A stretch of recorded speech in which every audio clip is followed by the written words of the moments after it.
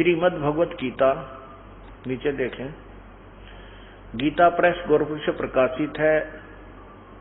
जयदयाल गोविंद का इसका अनुवादक है।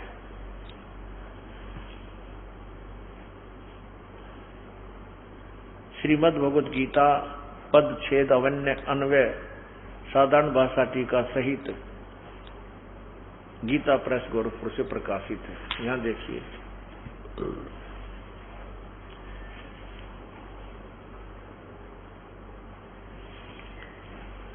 ये जयदयाल गोविंदका जी ने अपनी हाथ से लिखा हुआ जयदयाल गोविंद का अनुवाद करता है। अब इसमें आपको दिखाते हैं कि 14वें अध्याय में ये काल कहता है कि दुर्गा या प्रकृति तो मेरी पत्नी है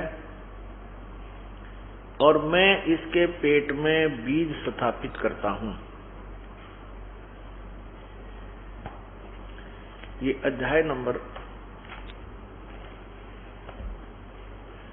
अथ 14वां अध्याय यानी 14वां अध्याय। नीचे देखिए क्या कहता है ये काल भगवान गीता ज्ञानदाता के ज्ञानों में भी अति उत्तम उस परम ज्ञान को मैं फिर कहूंगा, जिसको जानकर सब मुनिजन इस संसार से मुक्त होकर परम सिद्धि को प्राप्त हो गए हैं।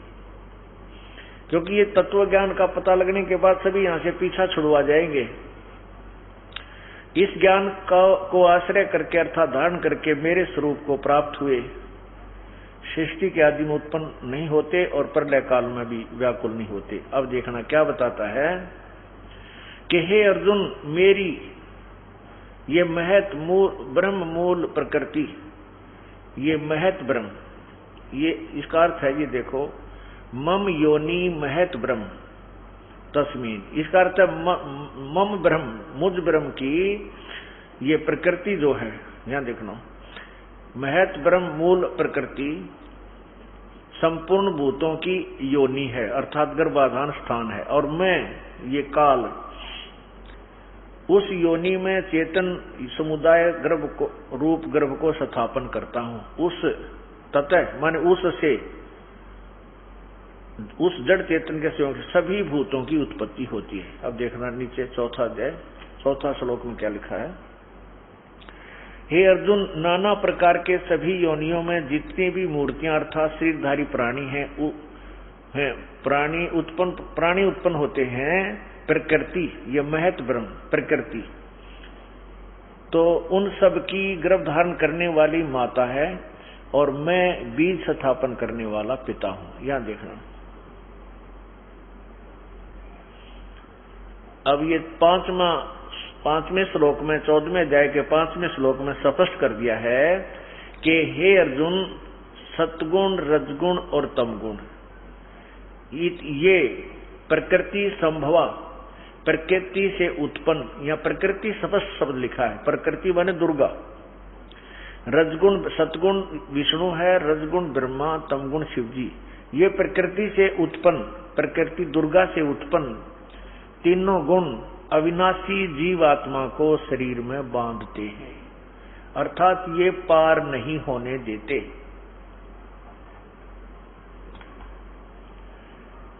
अब आपके समक्ष ये क्लियर हो गया, ये स्पष्ट हो गया है कि रजगुण ब्रह्मा जी, सतगुण विष्णु, तमगुण शिव जी, और इनकी उत्पत्ति दुर्गा और काल से हुई है। प्रकृति दुर्गा को प्रकृति भी कहते हैं, इसको महत यानी प्रधान भी कहते हैं। अब गीता ज्ञानदाता भगवान इन ब्रह्मा विष्णु महेश से भी भिन्न है और गीता के अंदर गीता ज्ञानदाता ने किसी अन्य परमात्मा के विषय में भी जानकारी दे रखी है। वो पूर्ण परमात्मा के विषय में भी बताया है। उस पूर्ण परमात्मा की भक्ति विधि और तत्व ज्ञान को समझने के लिए तत्वदर्शी संतों की खोज करने की राय दी है, सलाह दी है। इससे सिद्ध है कि गीता ज्ञानदाता भी कंप्लीट नॉलेज नहीं रखता, इसको भी संपूर्ण ज्ञान नहीं है। उन्होंने भी ऑप्शन छोड़ दिया है कि उस परम पिता, उस परम जीव परमात्मा की, पूर्ण ब्रह्म की, परम अक्षर ब्रह्म की यदि तूने प्राप्ति करनी है तो किसी तत्वदर्शी संत की खोज करो। और तत्वदर्शी संत कैसे होंगे? तत्वदर्शी संत की पहचान बताई है कि वह तत्वदर्शी संत कैसा होगा। 15वें अध्याय के प्रथम श्लोक में ही बताया है कि वो तत्वदर्शी संत कैसा होगा, वो कैसा ज्ञान देता है, तो उसको आप तत्वदर्शी संत समझना।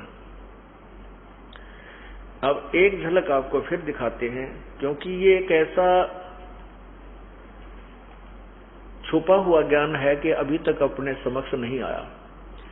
और जो दंत कथा लोकवेद हमने सुना था, उसको जब से जन्म हुआ है उसी समय से हम किसी न किसी से, कोई संत से या एक दूसरे से वो सुनते आ रहे थे। तो वो पुराना रंग हमारे अंदर इतना जमा हो चुका है, उसको उतारने के लिए बार बार ये सत्संग रूपी रेगमार मारना पड़ेगा, और तब ये ज्ञान, यथार्थ ज्ञान अपने अंदर समाएगा।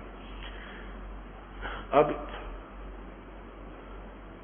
आपने ये तो पढ़ लिया गीता जी में कि तीनों गुणों की भक्ति, रजगुण ब्रह्मा, सतगुण विष्णु, तमगुण शिव जी, ये इनकी भक्ति मूर्ख लोग करते हैं। एक बार फिर देख लीजिए, क्योंकि एक ऐसा ज्ञान है, एक बार इंसान इस सत्संग को कहीं पर सुन रहा होगा तो एकदम झटका सा लगेगा कि ये संत कैसे कह रहा है ब्रह्मा विष्णु महेश। कहाँ लिखा है ऐसा कि उनको पूजा को मनाही की है? फिर देखिए श्री मद् भगवत गीता, और गीता प्रेस गोरखपुर से प्रकाशित,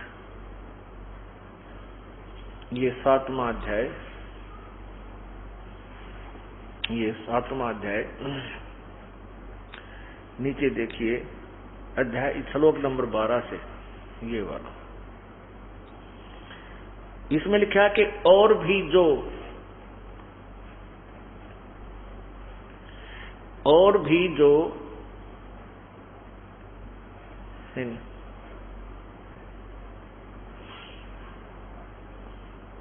पूरा हाँ,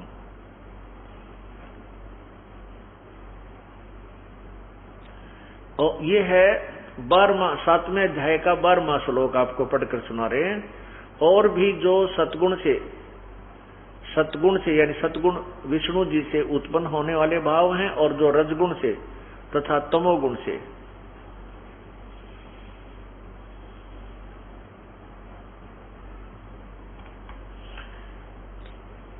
उन सबको मुझसे ही होने वाले हैं ऐसा जान, परंतु वास्तव में मैं उनमें और वे मुझ में नहीं हैं।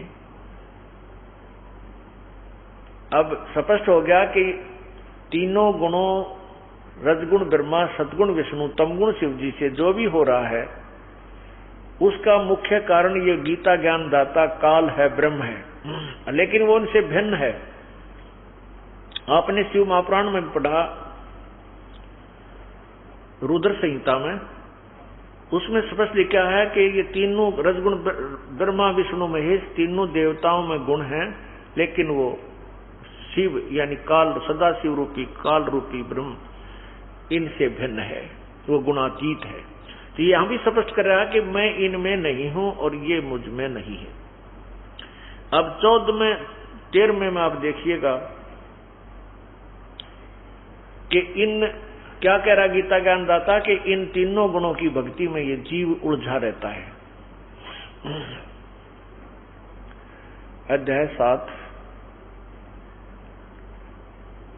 और नीचे देखिएगा श्लोक 13 में, गुणों के कार्य रूप सात्विक, राजस और तामस, इन तीनों प्रकार के भावों से ये सारा संसार अर्थात प्राणी समुदाय मोहित हो रहा है। इन तीनों गुणों से परे मुझ अविनाशी को नहीं जानता।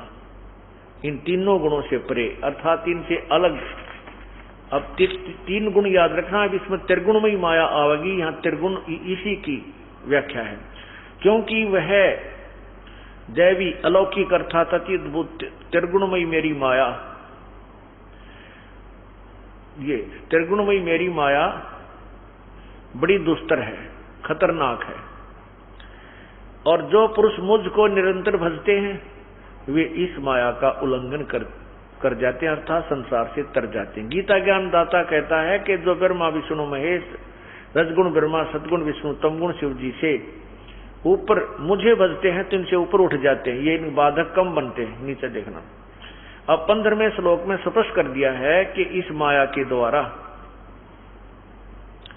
अर्थात ब्रह्मा विष्णु महेश के ही ऊपर आश्रित, इनसे मिलने वाले लाभ के ऊपर जिनका ज्ञान हरा जा चुका है, माया के द्वारा जिनका ज्ञान हरा जा चुका है, असुर स्वभाव को धारण किए हुए मनुष्यों में नीच, ओए होए, दूषित कर्म करने वाले मूढ़ लोग मुझको नहीं भजते।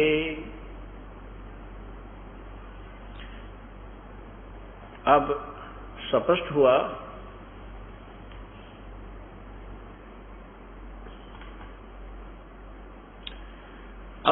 हुआ कि तीनों गुण, रजगुण ब्रह्मा, सतगुण विष्णु, तमगुण शिव जी की साधना करने वालों को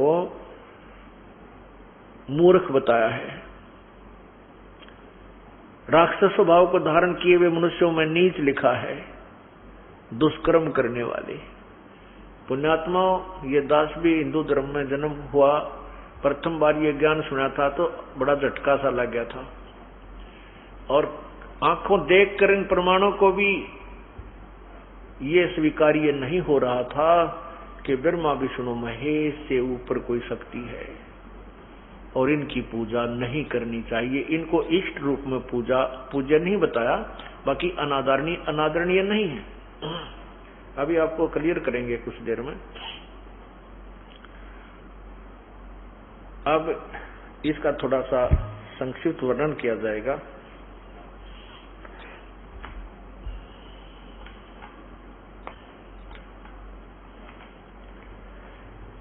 अब आपको प्रमाण देते हैं कि तीनों गुणों की पुजारियों को क्यों ऐसे बताया है। जैसे रावण ने भक्ति की थी तमोगुण भगवान शिव की, उसने क्या क्या जुल्म किए, एक पर नारी का अपहरण किया और राक्षस कहलाया। राक्षस स्वभाव को धारण किए हुए मनुष्यों में नीच ऐसा दुष्कर्म कर दिया कि भगवान की पत्नी यानी त्रिलोक की जननी को भी यानी माता को ही अपहरण कर लाया, राक्षस कहलाया। एक भस्मागिरी नाम का साधु था, उसने भगवान शिव के द्वार के आगे यानी मकान के सामने 12 वर्ष तक ऊपर को पैर करके नीचे को शीश करके भगवान शिव की उपासना की, तमोगुण भगवान शिव की उपासना की। जब वो 12 वर्ष तक साधना करता रहा, एक दिन पार्वती जी के कहने पर भगवान शिव ने पूछा कि हे महात्मा जी, आप मांगो, क्या मांगना चाहते हो मेरे से। भस्मागिरी ने उसी आसन पर तप करते हुए ज्यों का त्यों उल्टा ऊपर को पैर किए हुए कहा कि आप वचनबद्ध हो जाओ, तब मैं अपना ये तप बंद करूंगा। भगवान शिव ने कहा ठीक है, मैं वचनबद्ध हो जाता हूं, मांग क्या मांगता है। तो वचनबद्ध होते सीधा खड़ा हो गया। तप इसीलिए इतनी देर तक तप कर रहा था, इसी वास्ते खड़ा होकर कहने लगा कि मुझे आप अपना भस्म कड़ा दे दो। एक भगवान शिव के पास एक कंगन था, कड़ा था, भस्म कंडा, उसमें वो शक्ति थी कि जिसके ऊपर शीश पे न्यू करके सिर के ऊपर ऐसे करके कह दे भस्म, वही प्राणी जल जाता था, राख हो जाती थी। इसका ज्ञान उस भस्मागिरी को था। और भस्मागिरी के मन में के खोट था कि शिव जी की तपस्या करके शिव जी से ही भस्म कंडा लेकर शिव जी ने मारूं और पार्वती को पत्नी बनाऊं।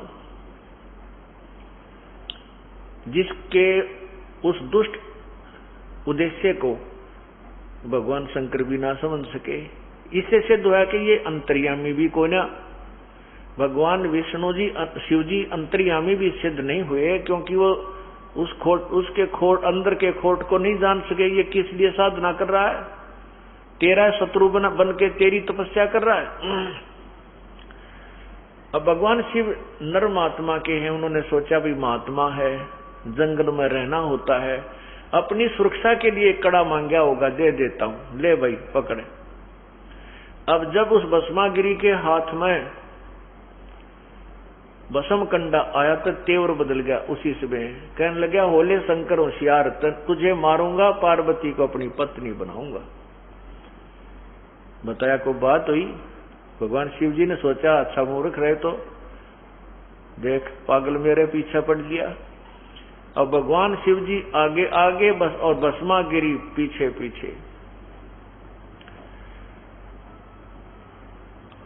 तो भगवान शिव विष्णु जी को पता चला, उन्होंने पार्वती रूप धारण किया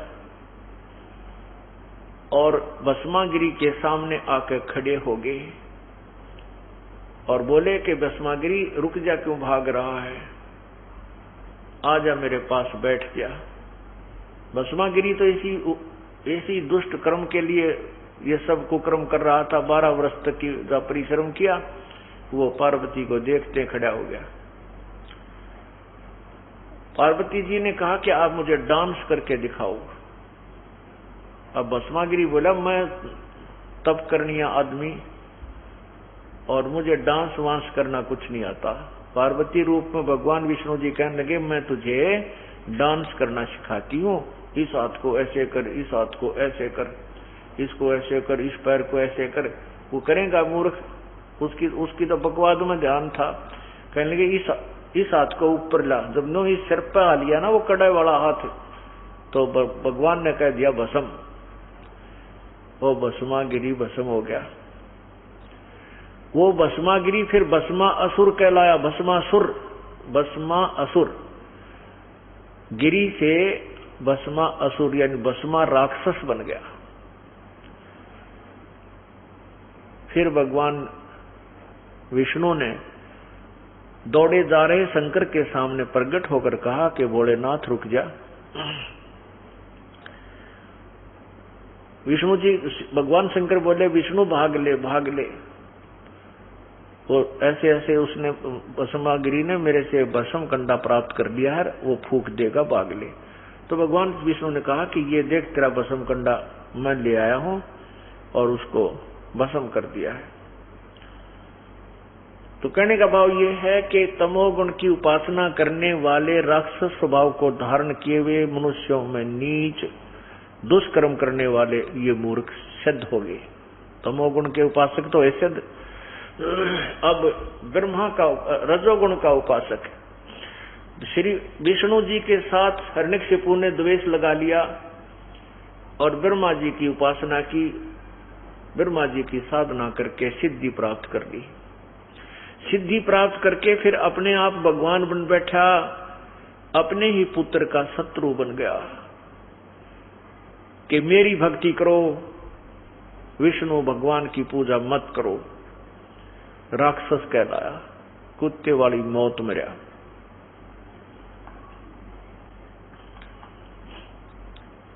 अब आपको एक उदाहरण और देते हैं। एक समय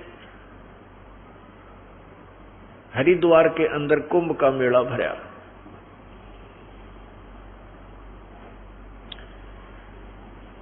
कुंभ का मेला भरता है, उसमें स्नान करने के लिए सभी ऋषिजन, ये महात्मा, गिरी, पुरी, नाथ, कनपाड़े, नागे, वैष्णो, ये सब जाते हैं और वहां जाकर के ये अपने अपने ग्रुप में, अपने अपने समुदायों में इकट्ठे हो जाते हैं और फिर वो इकट्ठे ही स्नान करने के लिए उस विशेष तिथि को विशेष समय में जो पूर्व निर्धारित किया गया होता है कि इस दिन पर भी लगेगी उस स्नान की, वो स्नान करने के लिए जाते हैं। इसी प्रकार आज से लगभग 350 वर्ष पूर्व एक कुंभ का मेला हरिद्वार में हर की पैड़ियों पर भी हुई थी, उसकी यानी भरा था। उसमें स्नान करने के लिए सबसे पहले नागा कति नंगे रहा करें, उनको नागा साधु कहते हैं, वो भी शिव जी के पुजारी हैं। ये नागा, गिरी, पुरी, नाथ, नागा को उग्र भी कहते हैं, ये भगवान शंकर तमोगुण के उपासक हैं। और वैष्णु साधु ये विष्णु जी के उपासक हैं, सतगुण विष्णु जी के। अब नागा सबसे पहले जाकर के हर की पैड़ियां पर स्नान करने की तैयारी करने लगे। पीछे से वैष्णु साधुओं का वो समुदाय आ गया, पूरा जो ग्रुप आ गया। उन्होंने कहा वैष्णु ने कि ए नागा लोगो, तुम अभी स्नान मत करना, प्रथम स्नान हम करेंगे, हम सर्वश्रेष्ठ साधु हैं, हम विष्णु जी के उपासक हैं, विष्णु जी तीनों में श्रेष्ठ है।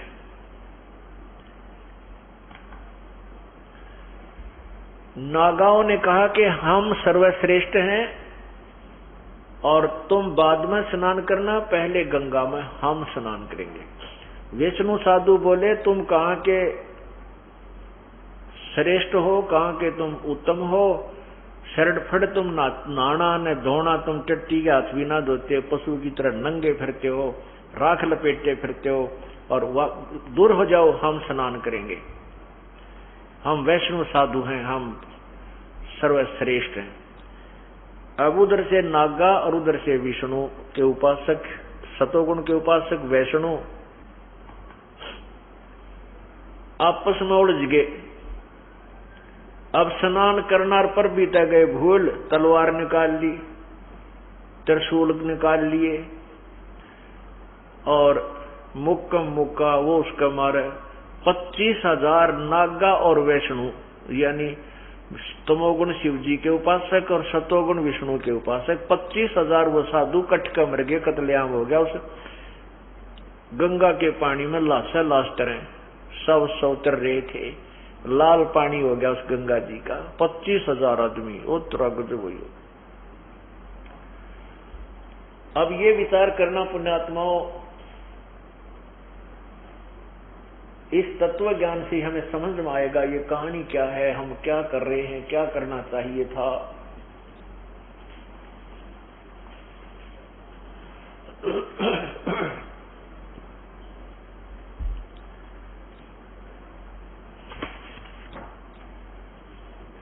अब इसके विषय में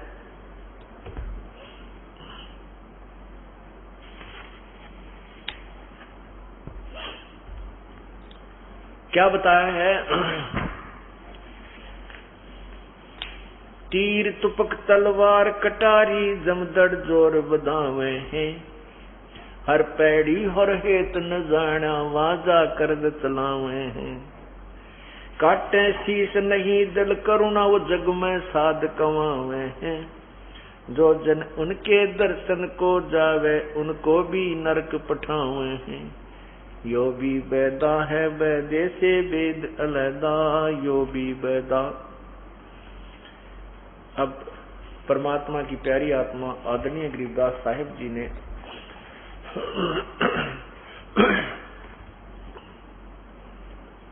कबीर परमेश्वर से तत्व ज्ञान प्राप्त करके फिर उसका आगे विश्लेषण किया है, उसमें आपको हम सुनाते हैं।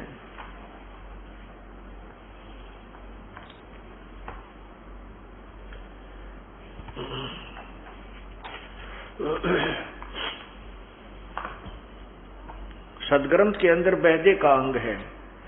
बैरागी सन्यासी सब ही चूतड़ छार लगावे हैं, 500 रांड 2500 लड़के धूंधू धार मचावे हैं। अब देखो परमात्मा ने क्या कहा है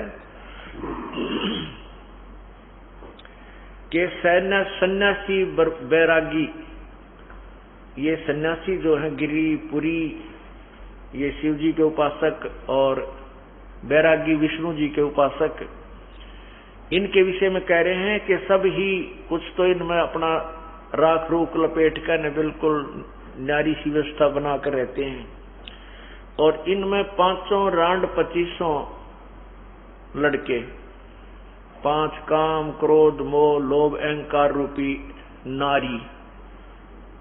अब क्या बताते हैं कि सन्यासी कैसे बनते हैं कि घर छोड़ दिया, और सन्यास ले लिया। परमात्मा कहते हैं एक नारी त्याग दीनी पांच नारी गैल बे, पाया न द्वारा मोक्ष का सुखदेव करी बहु सैल वे। एक स्त्री को छोड़ देने मात्र से आप वैरागी सन्यासी नहीं बन जाते। तो यहाँ कहते हैं 5 नारी, काम क्रोध मोह लोभ अहंकार, इनको त्याग दो वैरागी होगा। और फिर 25 इसकी प्रकृति है इनकी, 5 तत्व 5 इनके जो आगे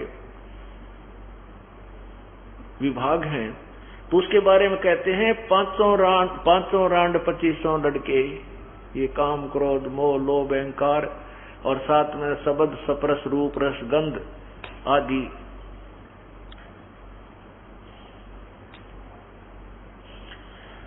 बैरागी सन्यासी सभी चूतड़ छार लगावे हैं, 500 रांड 2500 लड़के दूं धार मचावे हैं। जो भी बैदा है, बैदा माने व्यर्थ, यूजलेस, मतलब कति जिसका कोई फायदा नहीं करने का, जो साधनाएं तुम करते हो वो बैदा में गिनी है, वो व्यर्थ गिनी है, यूजलेस।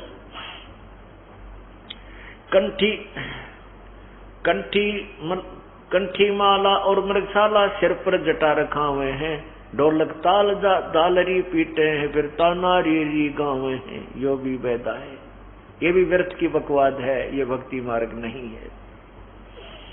बैदा क्यों जाना हम सतगुरु भेंट्या यूं जाना, क्योंकि तुमने क्या पता लग गया कि ये व्यर्थ है।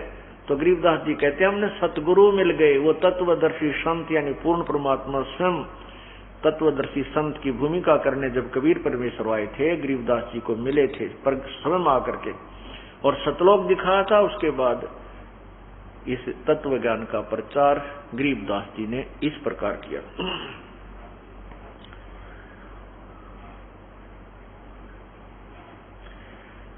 करवा और कोपीन लिए जो बनखंड गुफा बनावे हैं, खुद्या कुत्ती घट में दूती, फिर गृह द्वार जावे हैं। सन्यासी हो गए, घर छोड़ दिया, वन में जाकर गुफा बना ली, और भूख लगी फिर गांव में आए शहर में रोटी मांगने। कहते हैं करुआ और कोपीन लिए, एक करुआ यानी लोटा ले लिया और शरीर पर कति नंगा एक लंगोट बांध लिया पर्दे पे, कति त्यागी बन गया और गुफा बना ली, और रोटी मांगने फिर गांव में आया। बता क्या का वैराग लिया तूने। परमात्मा कहते हैं अपने घर में रह, काम कर, बाल बच्चा में रह और भक्ति कर, बड़ी बनाई रोटी मिले, किधर धक्के खाने ना किताना न जाना। करवा और कोफीन लिए जो बनखंड गुफा बनावे हैं, खुदा कुत्ती घट में दूती, क्षुदा भूख, फिर गृही द्वारे आवे हैं। फिर गृहस्थी के द्वार ने आगे आते हाथ फैलाते हो तुम, तो बता फिर गांव छोड़ने का क्या फायदा हुआ, घर त्यागने का क्या यूज हुआ, क्या फायदा हुआ। खाकी और निर्वाणी नागा, ये नागे महात्मा सिद्ध जमात तनावे हैं, रणसिंगे तुरही तुतकारा, फिर गागड़ भांग घुटावे हैं। ये विकार और फिर न्यारे शुरू कर दें, घर छोड़ने पीछे। काशी गया प्रयाग महोदित जगन्नाथ को जावे हैं, लोहागर और पुष्कर पर से है, द्वारका दाग दगावे हैं। तीर तुपक तलवार कटारी जमदड़ जोर बंधावे हैं, हर पैड़ी हर हेत न जाण्या वाजा तेग चलावे हैं। यो भी बैदा है वैदे से भेद अलैदा, काटे शीस नहीं दल करुणा वो जग में साध कमावे हैं। जो जन उनके दर्शन को जावे उनको भी नरक ले जावे। कहते ऐसे गुरुओं ऐसे संतों के जो दर्शन करने जाओ उनको भी नरक का भागी बनाते हैं। जो काटे शीस नहीं दिल करुणा, जिनके दिल में दया नहीं और साधु को आवे काट आपस में कट मरे, तो दूसरों का कल्याण वो क्या करेंगे।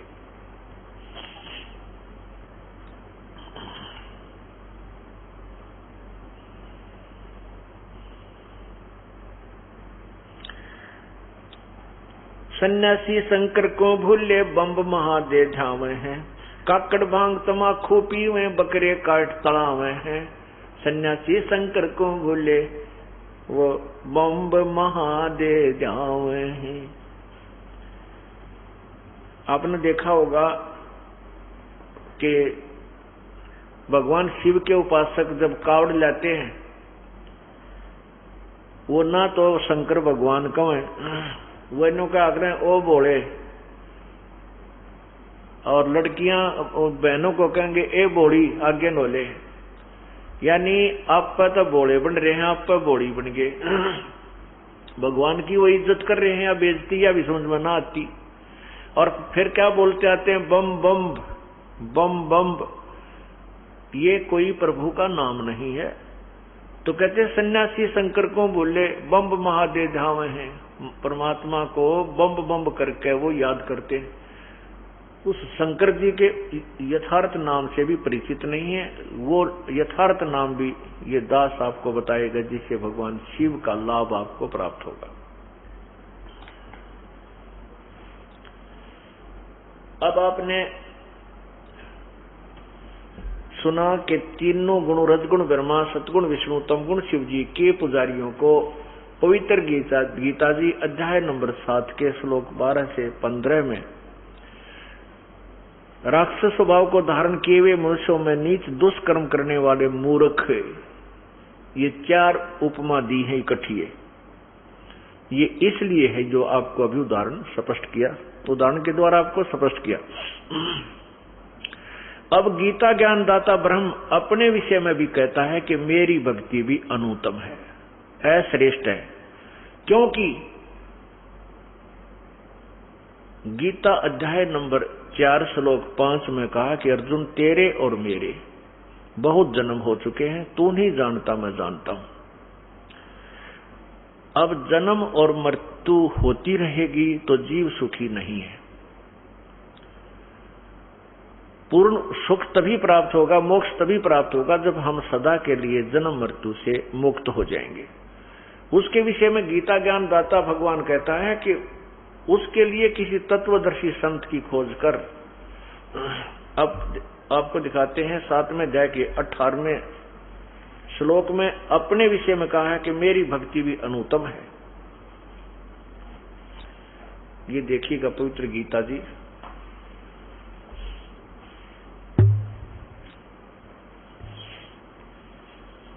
अध्याय नंबर 7 के अब 15 तक आपने पढ़ा।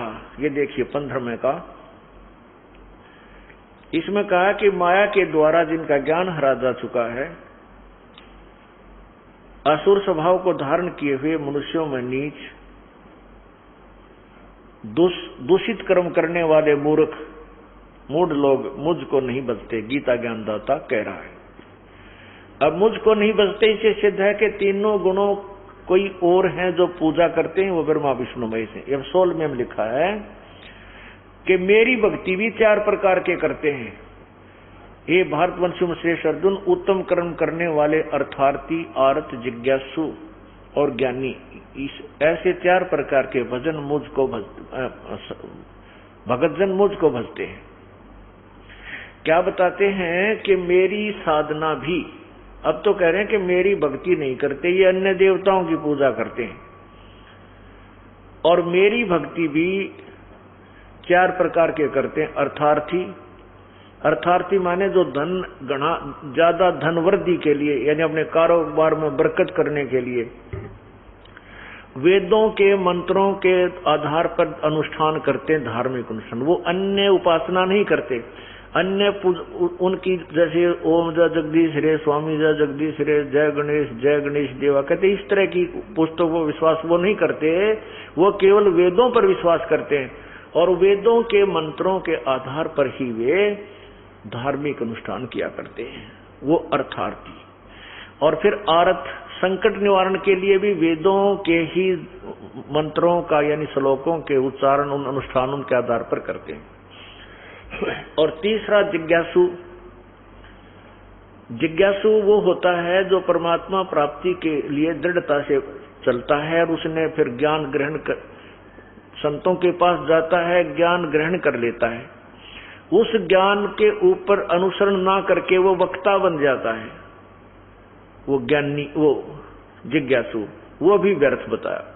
जो चौथा ज्ञानी है चौथे ज्ञानी को इन तीनों से ठीक बताया कि वो ज्ञानी जो है वो मेरी भक्ति करता है।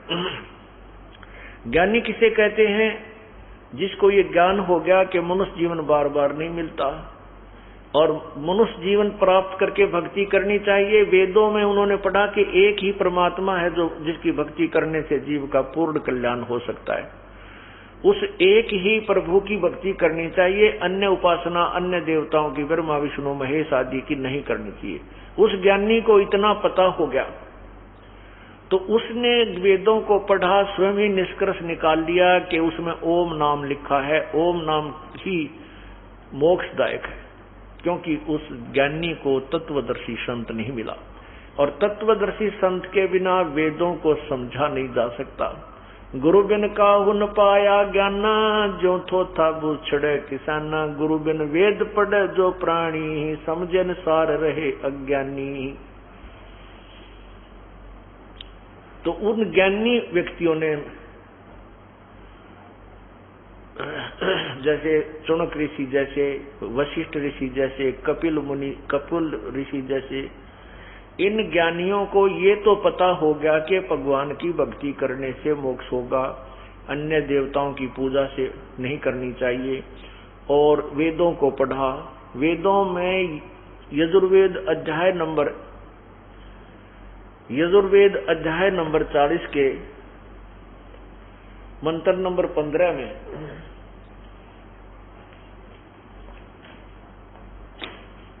लिखा है कि ओम नाम की भक्ति कर। मेरा ओम नाम है।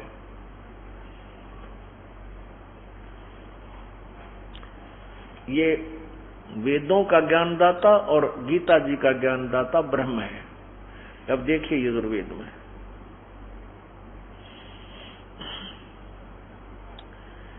यजुर्वेद इसमें 40वें अध्याय के 15वें श्लोक में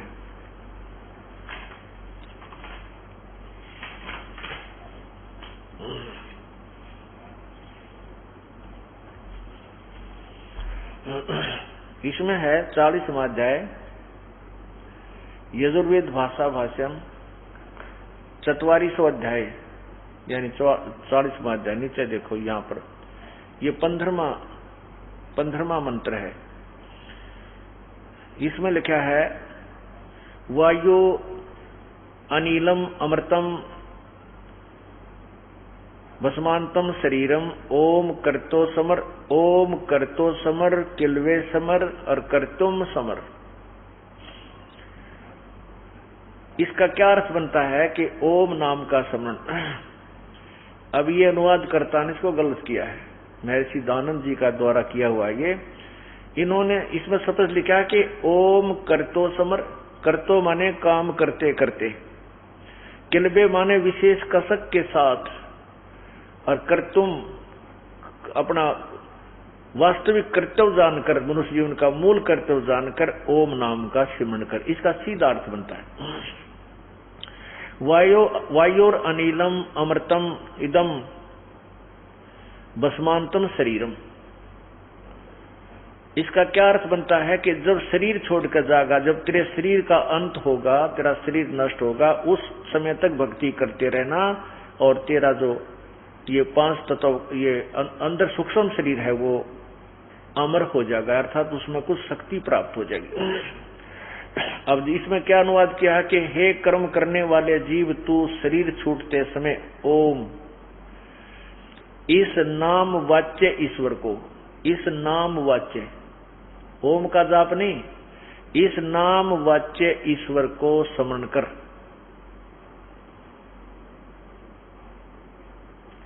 अपने सामर्थ्य के लिए पर परमात्मा और अपने स्वरूप का स्मरण कर, अपने किए का स्मरण कर। इस संसार का धनज्यादि रूप वायु, कारण रूप वायु को, कारण रूप वायु अविनाशी कारण को धारण करता, इसके अनंतर यह नष्ट होने वाला सुखादि का आश्रय शरीर अंत में भस्म होने वाला होता है, ऐसा जान। इसका सीधा सा अर्थ है, देखो फिर समझदार आदमी हो, ओम करतो समर किलवे समर करतुम समर। ओम नाम का जाप काम करते करते सिमरण करो। कलबे माने विशेष कसक के साथ सिमरण कर, और करतुम अपना मूल कर्तव्य जानकर सिमरण कर। सीधा से अर्थ है, इसमें कोई गोलमोल की बात है कोई ना। अब ये तो गीता ज्ञान वेद ज्ञान दाता अपने लिए कह रहा है। अब इसमें 17वें श्लोक में दो भगवान, कोई और भगवान बताया है, नीचे देखो 17वां। इसमें लिखा है कि हे मनुष्यों, जिस ज्योति स्वरूप रक्षक मुझ से अविनाशी यथार्थ कारण के आच्छादित मुख के तुल्य उत्तम अंग का प्रकाश किया जाता है, जो वह प्राण व सूर्य मंडल में पूर्ण परमात्मा है। यानी वेद ज्ञान दाता किसी और पूर्ण परमात्मा के विषय में कह रहा है। वह पर प्रोक्ष रूप, वो तो गुप्त है, प्रोक्ष रूप है। और अहम में खम्भ माने स्वर्ग भी होता है या आकाश भी अर्थ होता है। मैं आकाश में, मैं ब्रह्म, अहम ब्रह्म, ये ऊपर इसका देखना। हर्मेन पात्रेण सतस्य अपहितम मुखम ये असौ आदित्य पुरुष स अहम ओम खम्भ ब्रह्म। ओम अहम मैं, ओम खम्भ ब्रह्म, खम्भ माने स्वर्ग में ब्रह्म। मैं जो गीता वेद ज्ञान दाता कह रहा है कि मैं ब्रह्म, और ओम नाम के जो जाप करते हैं उसको ब्रह्म तक ले जाता, यानी स्वर्ग तक जाते हैं। और वो परमात्मा तो गुप्त है, आगे लिखा है प्रोक्ष है, सब गुण कर्म कर प्रोक्ष है। मैं आकाश के तुल्य व्यापक, सबके गुण कर्म और स्वरूप करके अधिक हूँ। ओम सबका रक्षक जो मैं, उसका ओम ऐसा नाम जानो। अब इसमें क्या है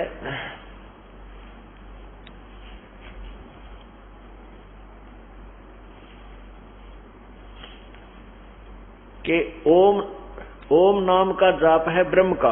अब इसके साथ साथ आपको यही गीता ज्ञान दाता ब्रह्म अपने विषय में 8वें अध्याय के 13वें श्लोक में कहता है कि मेरा ओम नाम है। ये पवित्र गीता जी देखिएगा 8वें अध्याय के 13वें श्लोक में।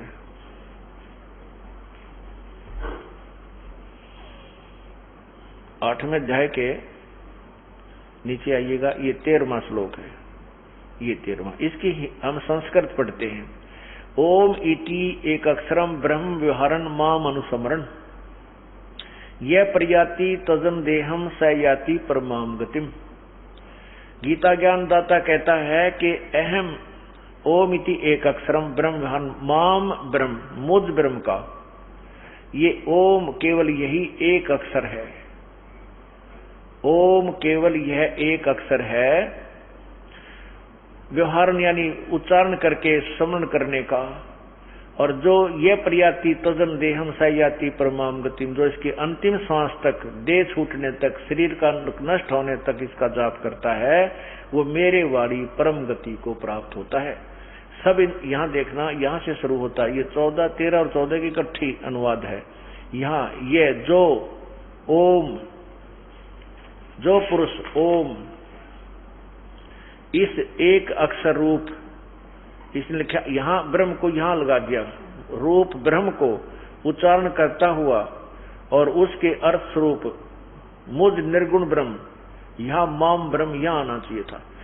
ब्रह्म का चिंतन करता हुआ शरीर को त्याग कर जाता है, वह पुरुष परम गति को प्राप्त होता है।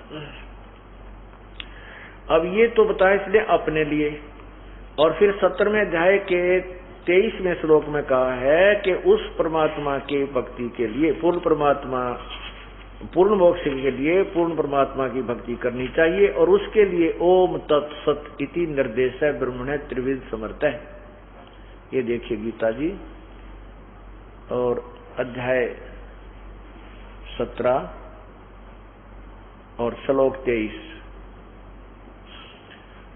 इसमें लिखा है कि ओम तत् सत इति निर्देश है ब्रह्मण त्रिविध समर्थ है ब्राह्मणा तेन वेदा च यगा च विहिता पुरा। इसका अर्थ है कि ओम तत् सत, उस ब्रह्मण माने पूर्ण परमात्मा यानी सच्चिदानंद ब्रह्म का। यहां देखना कि ओम तत् सत, ऐसा यह 3 प्रकार का सच्चिदानंद घन ब्रह्म का नाम कहा है। गीता ज्ञान दाता ब्रह्म से अलग कोई ब्रह्म है जो सच्चिदानंद घन ब्रह्म है। ब्रह्मणे का अर्थ है ब्रह्म से अलग जो अन्य परमात्मा है, पूर्ण ब्रह्म, उसका नाम कहा है। उससे सृष्टि आदि काल में ब्राह्मण और वेद तथा आदि रचे गए। नहीं, इसका अर्थ यह बनता है कि सृष्टि के प्रारंभ में ब्राह्मणा यानी विद्वान पुरुष, ब्राह्मण का अर्थ विद्वान पुरुष होता है, तो ब्राह्मण यानी विद्वान पुरुष उसी आधार पर अपनी साधनाएं किया करती थी। अब इसके लिए बताया कि पूर्ण परमात्मा की साधना तो 3 मंत्र के जाप से, ओम तत् सत। अब अपना तो बता दिया कि मेरा बुझ ब्रह्म का तो ओम नाम है, उसका जो अंतिम सांस तक समन करता रहेगा मुझे प्राप्त होगा। और उस परमात्मा के पाने के 3 मंत्र का जाप है ओम तत् सत। ओम और ये तत् मिलकर के सतनाम बनता है। ये 2 अक्षर का होता है। इसमें एक ओम मंत्र है, दूसरा गुप्त है जो ये दास बताएगा जो उपदेश लेता है। तो उस 2 अक्षर के मंत्र तय एक सतनाम बनता है, और फिर तीसरा जो सत्य है वो सार नाम है। फिर ये कुल मिलाकर के 3 अक्षर का ओम तत् सत एक कंप्लीट मंत्र बन जाता है। और इसकी स्मरण करने की विधि भी 3 प्रकार की है, त्रिविध समर्थ है। 3 प्रकार से इसका सिमरण करना होता है। ये गीता जी कह रही। अब गीता जी अध्याय नंबर 4 के मंत्र 34 में कहा है कि उस तत्वदर्शी संत की खोज करो, वो आपको ज्ञान देगा। अब इससे पूर्व हम ये बताना चाहेंगे कि गीता ज्ञान दाता ने अपने वाली परम गति को भी अश्रेष्ठ कहा। क्यों कहा है? क्योंकि गीता ज्ञान दाता कह रहा है कि अर्जुन तेरे और मेरे बहुत जन्म हो चुके हैं, तू नहीं जानता मैं जानता हूं। ये देखिएगा गीता जी अध्याय नंबर 4 अध्याय, नीचे देखिए, यहां 4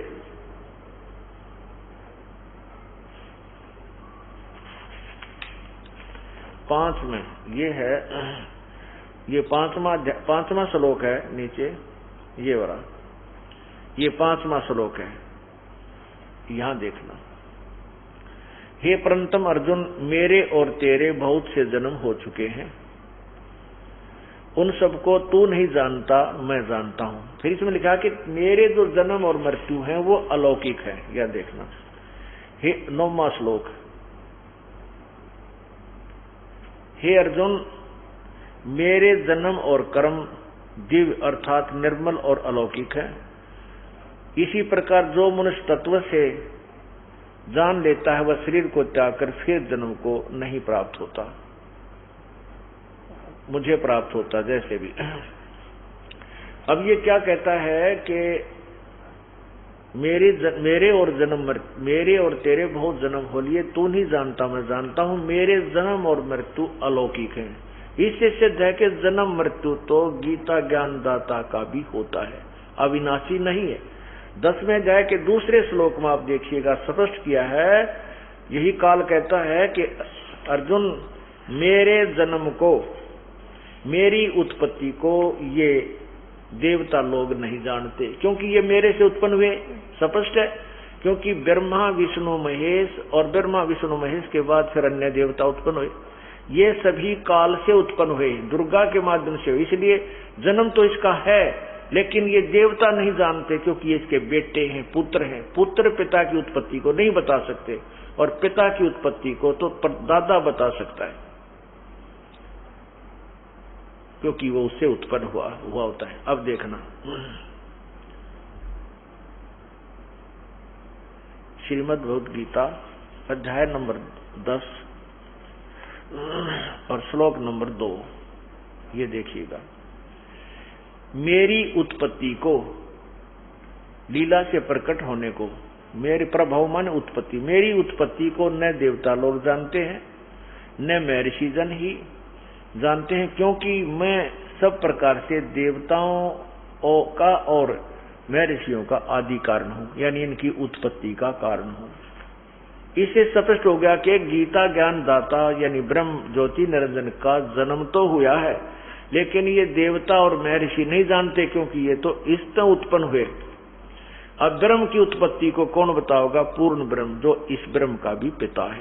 उसने स्वयं आकर के चारों युगों में प्रकट होकर के इस पूरी सृष्टि रचना को और ब्रह्म की और दुर्गा की उत्पत्ति, सब जीवों की उत्पत्ति, ब्रह्मा विष्णु महेश के जन्म की व्याख्या निर्णायक तरीके से की।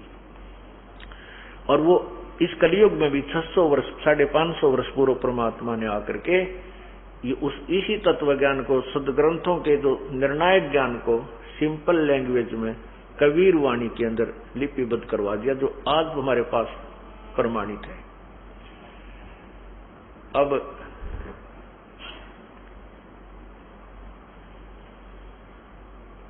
ये क्या क्या कहता है कि अर्जुन तेरे और मेरे बहुत जन्म हो लिए, आगे भी होते रहेंगे। दूसरी गीता जी अध्याय नंबर 2 के श्लोक 12 में भी लिखा है कि ये सामने खड़े सैनिक तू और मैं पहले भी थे, आज भी हैं, आगे भी होंगे। ये मत सोचना कि हम अभी अभी हैं। इससे सिद्ध है कि गीता ज्ञानदाता भी जन्मता और मरता है, इसकी भी मृत्यु होती है।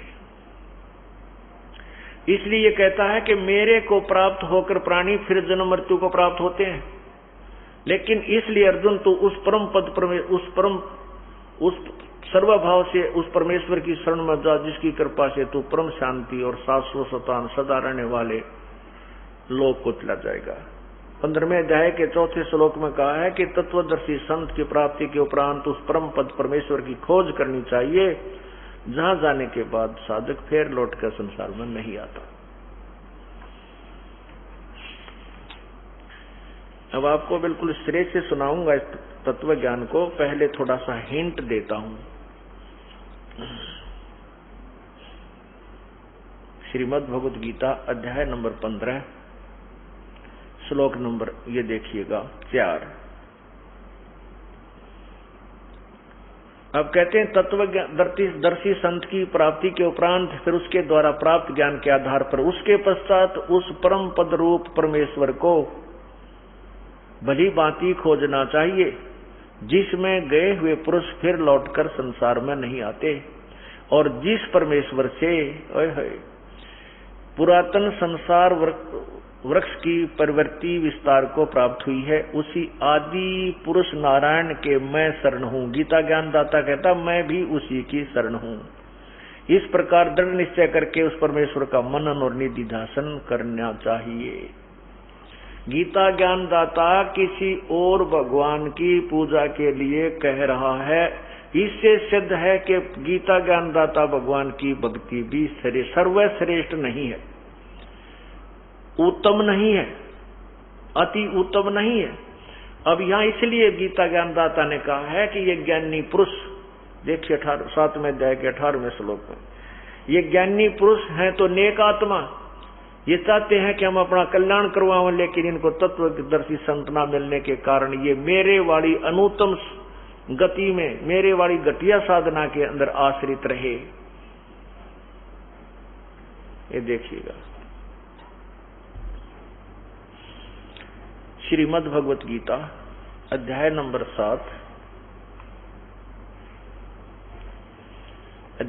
7 और श्लोक नंबर 18। इसमें लिखा कि उदारा सर्वे एव एते ज्ञानी तु आत्मा एव मे मतम। मेरे विचार में ये सभी ज्ञानी आत्मा उदार तो हैं, और आस्थित स ही युक्त आत्मा माम एवं अनुतमाम गतिम। ये सभी की सभी भगवान को चाहने वाली आत्माएं मेरे वाली घटिया गति में आस्थित हैं, आश्रित हैं। इसका सिद्धार्थ बनता है। ये क्या बना इन्होंने, ये सभी उदार हैं परंतु ज्ञानी तो साक्षात मेरा स्वरूप है ही है, मेरा मत है, ऐसा मेरा मत है, मेरा विचार है। क्योंकि वह मत गत मन बुद्धि वाला ज्ञानी भक्त अनुतम, अनुतमाम, अति उत्तम लिख दिया। है अनुतमाम माने घटिया तो घटिया, अति अश्रेष्ठ लिखना चाहिए था। अनुतमाम का अर्थ अति उत्तम कर दिया। मेरे वाली अति उत्तम गति स्वरूप मुझ में ही अच्छी तरह आश्रित है। अरे तेरा गजब हो। अनुत्तम माने तो छोटे से बच्चे ने पूछ ले, वो भी अनुत्तम माने क्या बतावेगा कि घटिया। जैसे बैड, बैड का अर्थ गुड नहीं हो सकता, बैड का अर्थ गुड नहीं हो सकता। अनुत्तम। अब एक आधा सिरफरा व्यक्ति क्या कहता है, जो अपने पीछे आचार्य की पदवी लगा लेता है, शास्त्री कहलाता, वो कहता है कि समास के अंदर अनुत्तम का अर्थ होता है कि जिससे श्रेष्ठ कोई ना हो। और तेरा गजब है। तो अनुतीर्ण का क्या अर्थ होगा? अनुतीर्ण, उत्तीर्ण माने पास यानी सफल, और अनुतीर्ण माने, अनुतीर्ण का अर्थ होगा यानी सबसे बढ़िया पास, फेल नहीं होना चाहिए। अनुतीर्ण का अर्थ सबसे बढ़िया पास हो गया, फिर तो सफल। अच्छा, अब उन्हीं की बात को लेते हैं कि समास में ये कहते हैं कि सबसे उत्तम, उसके बराबर दूसरा उत्तम ना हो, अनुत्तम।